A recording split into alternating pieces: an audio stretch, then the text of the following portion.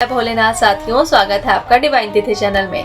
तो साथियों, क्या आपने कभी सोचा है भगवान शिव के हाथ में डमरू भी है, पर उनका सबसे शक्तिशाली प्रतीक त्रिशूल क्यों है?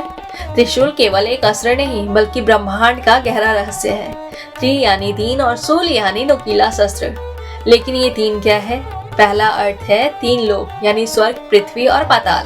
त्रिशूल यह दर्शाता है कि शिव इन तीनों लोकों के स्वामी है।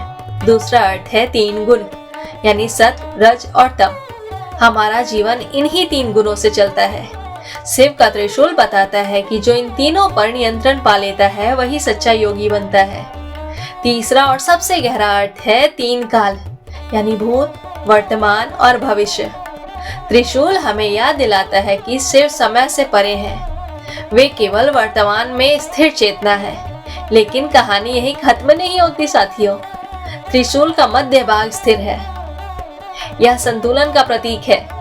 जीवन में दुख और सुख, लाभ और हानि, जय और पराजय, ये सब दो धाराएं हैं। जो इनके बीच संतुलन बना ले वही शिव तत्व को समझता है। कथा है कि शिव के त्रिशूल से कई बार अधर्म का नाश हुआ है। बाहरी शत्रु नहीं बल्कि भीतर के शत्रु का, यानी अहंकार, क्रोध और ज्ञान। जब ये तीन नकारात्मक शक्तियां बढ़ती है तब हमें अपने भीतर का त्रिशूल जागृत करना होता है।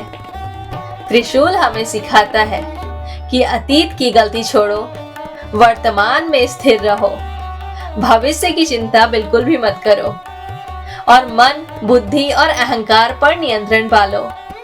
तो साथियों, इसीलिए शिव का त्रिशूल केवल विनाश का प्रतीक नहीं है, वह आत्म जागरण का प्रतीक भी है।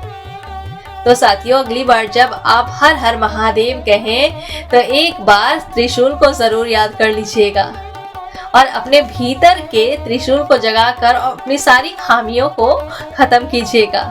अगर आपको ये बात अच्छी लगी हो तो कमेंट में हर हर महादेव जरूर लिखें। धन्यवाद।